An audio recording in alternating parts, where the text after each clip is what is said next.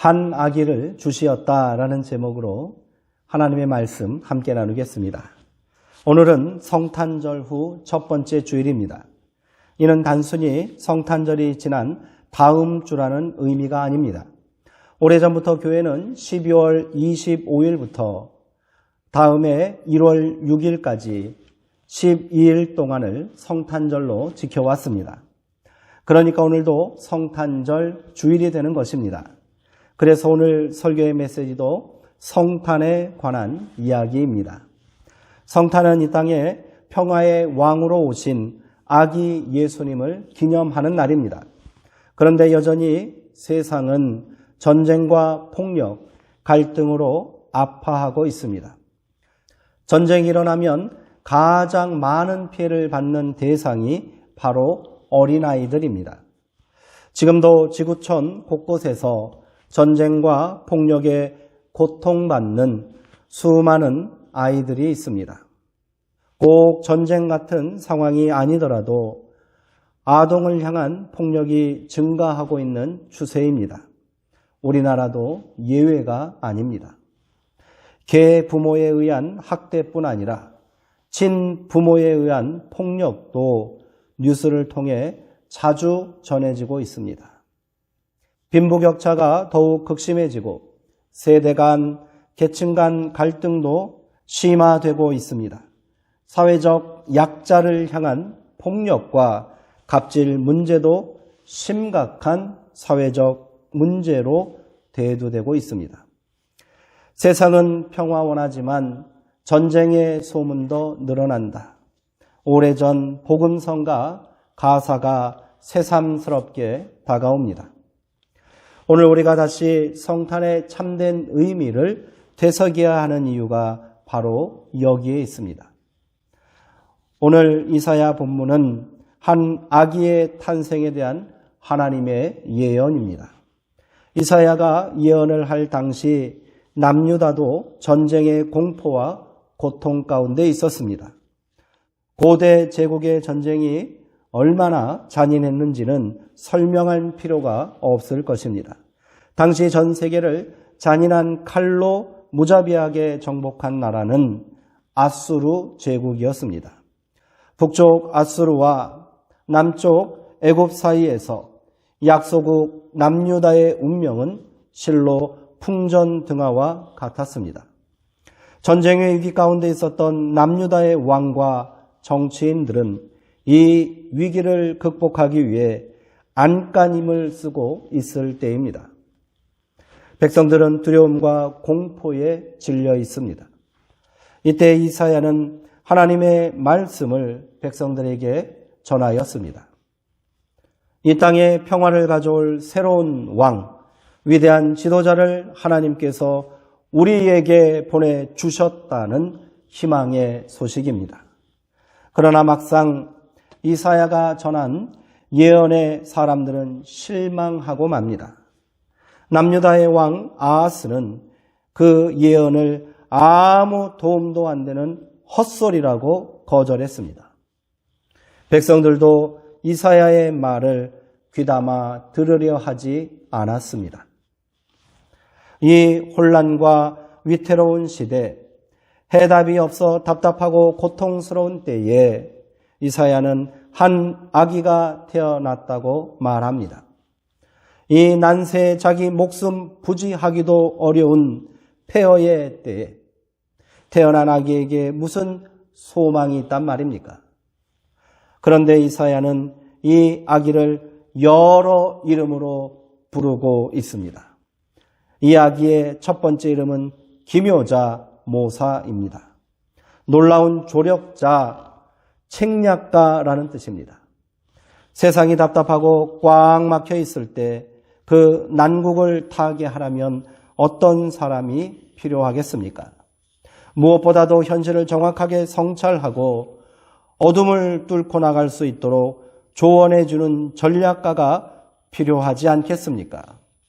이사야가 처한 이 답답하고 암울한 시대에는 그 어느 때보다 절묘한 전략을 짤 수 있는 기묘한 현자 모사가 절실했습니다. 그런데 이사야는 한 아기가 바로 그 현자요, 놀라운 전략가라고 말합니다. 황당할 따름입니다. 만약 이 아기에게 오늘 우리의 난국을 파괴할 방법을 묻는다면 어찌 대답할까요? 이사야는 여기서 그치지 않습니다. 아기의 두 번째 이름이 있습니다. 그 이름은 전능하신 하나님입니다. 전능한 신입니다. 모든 것을 알 수 있고 불가능한 일을 해결할 수 있는 능력을 가진 존재라는 말입니다. 국가의 명운이 달린 문제를 해결할 수 있는 사람이라면 이처럼 신에 견줄 만한 비범한 사람이어야겠지요. 난세에는 영웅이 필요합니다. 애굽의 고통에서부터 민족을 해방시킨 모세와 같은 영웅이 나와야 합니다. 거대한 신전 기둥을 뽑아 원수들을 진멸시킨 삼손과 같은 신적인 인물이 있어야 합니다. 그런데 이사야는 이 아기가 전능하신 하나님이라고 말합니다. 이것은 또 무슨 말도 안 되는 소리입니까? 이사야의 허무맹랑한 이야기는 여기서 멈추지 않습니다. 아기의 세 번째 이름은 영존하시는 아버지, 평강의 왕입니다. 영원토록 견고하게 지속될 왕권을 가진 자라는 말입니다. 그 누구도 감히 대항할 수 없는 강력한 권위와 힘을 가진 왕이라는 뜻이지요. 과연 이 난국을 극복하고 나라를 굳건하게 세울 인물이라면 모름지기 천하를 호령했던 불세출의 영웅 다윗에 버금가는 인물이어야 합니다. 그런데 이사야는 이제 갓 태어난 한 아기가 바로 그 권자에 앉으신 이라고 말합니다. 앞으로 왕이 될 비범한 아이가 태어날 것이란 말이 아닙니다. 지금 태어난 이 핏덩이를 왕이라고 부르고 있습니다. 이건 또 무슨 뚱딴지 같은 말입니까? 그러나 여기에 위대한 역설, 성탄의 역설이 있습니다. 바로 여기에 성탄의 신비가 있습니다. 이사야의 이 예언은 그대로 메시아 탄생의 위대한 예언으로 고백되고 있습니다. 하나님은 이 이야기를 통해 무슨 역사를 이루려 하신 것일까요? 이 아기는 지금 세상의 모사꾼들을 정면으로 거부하고 있습니다. 아기에게는 아무런 기묘한 술책이 없습니다. 참으로 놀라운 조언자인 이 아기에는 우리에게 아무런 조언도 하지 않습니다. 이 세상의 많은 모사꾼들이 하는 그 더럽고 추악한 정치 노름과 아기는 전혀 상관이 없습니다. 아기에게 지금 우리가 처한 답답하고 이 어두운 현실을 타개하려면 어떻게 해야 할지 조언을 구하면 뭐라고 할까요? 응애 하지 않겠습니까? 아기는 그저 배고프면 울고 싫으면 찡그리고 좋으면 웃습니다. 그런데 어쩌면 아무런 술책도 비밀스러운 신묘한 전략도 없는 이 아기의 울음과 옹알이야말로 참으로 신비하고 기묘한 지혜요 해안이며 조언일지도 모릅니다. 고통스러운 것을 고통스럽다고 표현하고 싫은 것을 거절하고 좋은 것을 좋다고 반응하는 것이야말로 진정한 지혜가 아닙니까? 세상의 지혜란 무엇입니까? 이 땅에 전략가가 없어서 힘있는 사람이 없어서 지금도 이 끔찍한 전쟁과 대결, 갈등이 끝나지 않는 것입니까? 세상의 지혜는 결국 황당한 거짓으로 고통을 고통이 아니라고 말하고 남이야 통곡하든 말든 나는 모른다고 잡아떼고 힘도 능력도 없는 것들이 행복해야 하는 꼴은 죽어도 못 보겠다고 갑질이나 해대는 속임수가 아니고 무엇입니까? 그런 거짓과 음모가 실제로 지혜가 되고 능력이 되고 권세가 되는 세상입니다. 세상의 지혜는 그렇게 위장하고 꾸미는 것 아닙니까? 세상의 힘이란 또 무엇입니까? 자기 이익을 위해서는 남을 짓밟고 빼앗고 파괴하는 것 아닌가요? 세상의 힘이란 결국 지배하고 군림하고 독점하는 것입니다. 이사야가 말하는 악이, 어두운 고통의 시대에 하나님이 주시는 악의는 바로 이러한 세상의 지혜와 세상의 힘을 정조준하고 있습니다. 이사야가 이 악의를 기묘자 모사라고 부르는 것은 이 세상의 거짓과 음모를 정면으로 부정하는 것입니다. 이사야가 이 악의를 전능하신 하나님이라고 부르는 것은 이 악의를 신처럼 우상화하여 떠받들라는 말이 아닙니다. 이 악의는 짓밟고 억눌리고 학대하는 억압자의 몽둥이와 멍에를 거부하는 것입니다. 지금 태어난 아기, 하나님께서 우리에게 주신 아기는 이 세상의 그 잘난 정치인들처럼 음흉한 사기꾼이 아닙니다. 잔인한 폐악죄를 일삼는 폭군도 아닙니다. 뻔뻔스럽게 권세를 추구하는 임금이 아닙니다. 하나님께서는 애굽의 바로보다 더 강폭하고 아수르의 군왕보다 더 포악하고 헤롯보다 더 잔인한 그런 지도자를 보내시지 않으셨습니다. 하나님은 우리를 위하여 한 아기를 보내주셨습니다. 이렇게 우리를 위하여 태어난 아기는 이 세상의 속임수를 거부하고 세상의 폭력과 억압을 부정하고 기만하고 조작하는 정치 노름을 그 근원부터 희롱하고 있습니다. 그런 거짓과 폭력적 음모를 밑바닥으로부터 뒤집어 엎는 새로운 지혜요, 공정한 힘이요, 진정한 권위입니다. 이 이야기는 지금부터 하나님께서 이루어 가시는 평화의 길은 저 제국의 길과는 전혀 다른 길임을 분명히 보여줍니다. 그 새로운 길이 이 세상의 길을 거슬러가는 전혀 새로운 길이 지금 시작되었다는 것, 그것이 한 아기가 우리를 위해 태어난 성탄의 사건의 의미입니다. 오늘 우리를 위해 한 아기가 태어났습니다.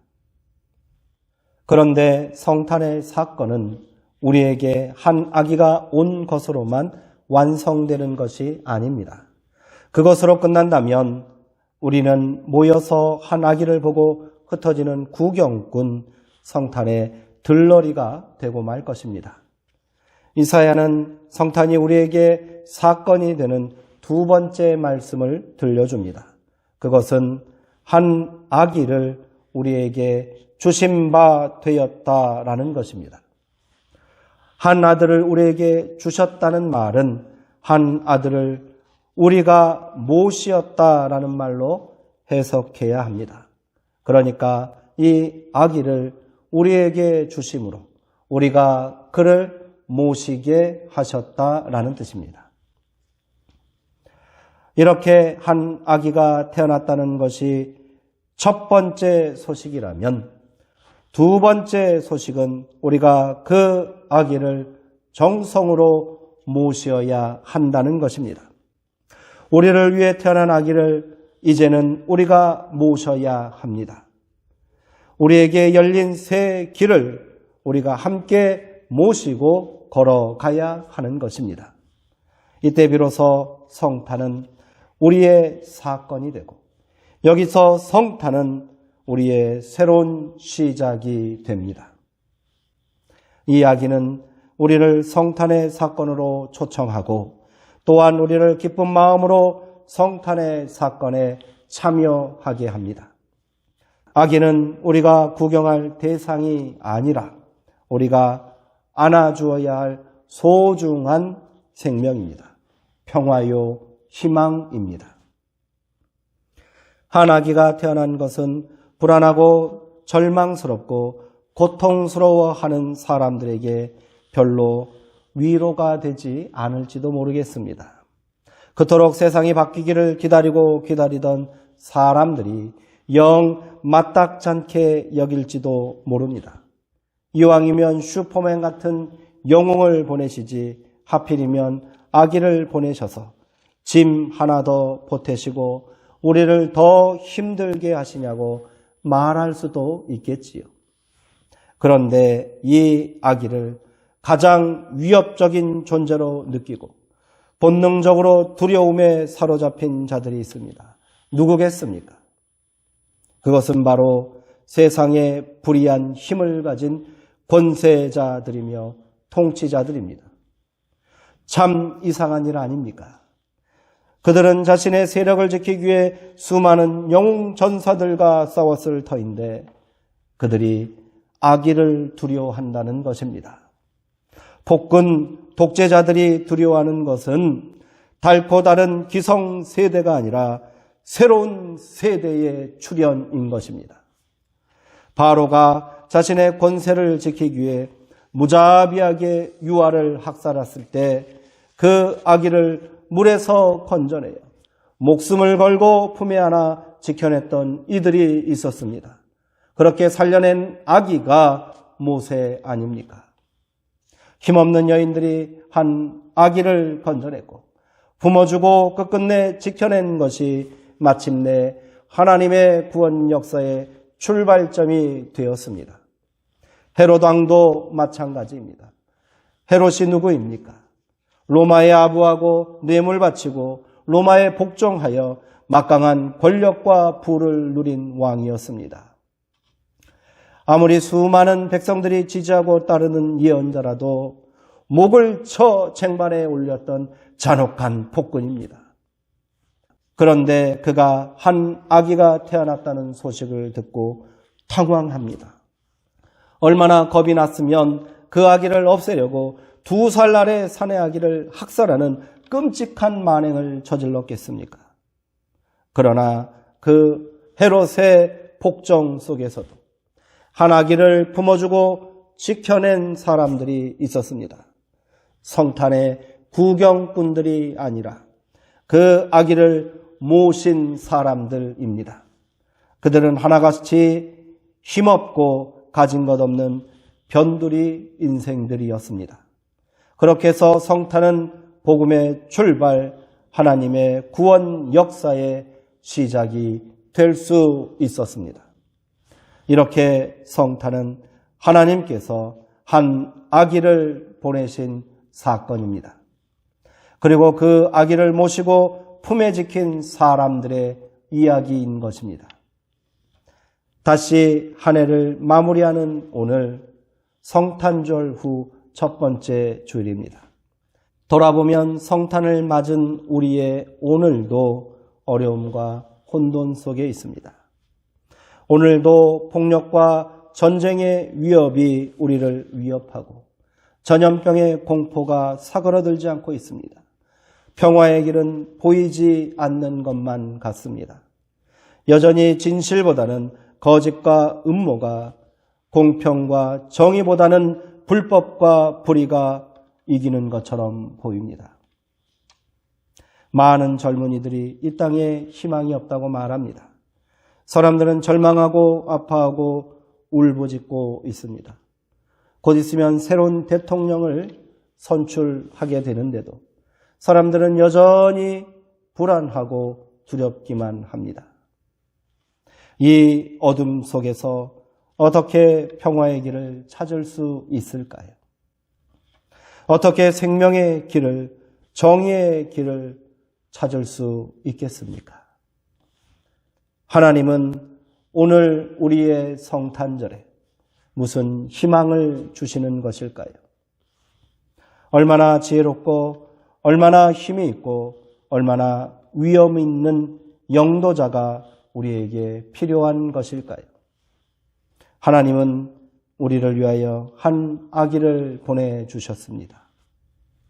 어둠 속을 헤매는 이 백성에게, 절망하는 사람들에게, 아파서 부르짖는 우리에게 한 아기를 보내주셨습니다.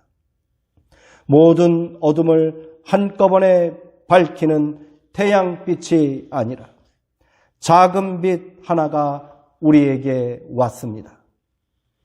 하나님께서 우리에게 주시는 평화는 완벽한 완성품이 아닙니다. 하늘의 씨앗입니다.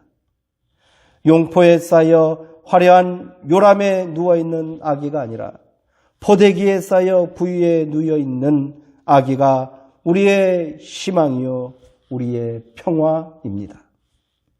이것이 진정한 성탄의 은총이며 우리 가운데 임한 참된 평화입니다. 하나님의 은총과 평화는 우리를 구경꾼으로 만드는 것이 아닙니다. 우리를 평화의 일꾼으로 일으켜 세워주십니다. 성탄의 희망이란 거저 주어지는 것이 아니라 함께 만들어가는 것입니다. 진정한 평화와 생명은 그럴듯한 사상과 이념과 정치 속에 있는 것이 아닙니다. 세상을 뒤엎을 힘과 능력이 있어야 이룰 수 있는 것도 아닙니다. 우리가 함께 더불어 살아가는 소박하고 정직한 삶 속에 있습니다. 한 해를 마무리하는 시간입니다. 지난 시간으로 인해 더 이상 괴로워하지 마시고 여전히 변하지 않는 세상으로 인해 절망만 하지 마시기 바랍니다. 다시 시작합시다. 지금 시작합시다. 이제 우리가 함께 일어나서 우리에게 주신 한 아기를 모시고 품에 안고 지켜나갈 때, 그때 비로소 우리의 성탄이 완성될 것입니다. 성탄의 은총과 평화가 성도님들 모두에게 깃들기를 기원합니다. 기도하시겠습니다. 평강과 능력의 하나님, 우리 가운데 한 아기를 보내주시고 그 아기를 통하여 우리에게 하나님의 소망과 하나님의 구원 역사를 분명하게 증거해 주시니 감사합니다. 그 소망과 예언의 말씀 그대로 아기 예수님께서 이 땅에 오시었습니다. 그를 통하여 세상의 어둠이 물러가고 불의가 무너져 내리며 생명과 사랑과 정의와 평화가 우리 가운데 증거되었습니다. 한 해를 마무리하는 이때 우리 가운데 더 굳건한 믿음 주시고 흔들림 없는 소망을 주심으로 아기를 품에 안고 키우는 그 조심스럽고 정성스러운 심정으로 우리에게 허락하신 믿음과 소망과 평화를 아름답게 가꾸게 하여 주시옵소서. 예수 그리스도의 이름으로 기도합니다. 아멘.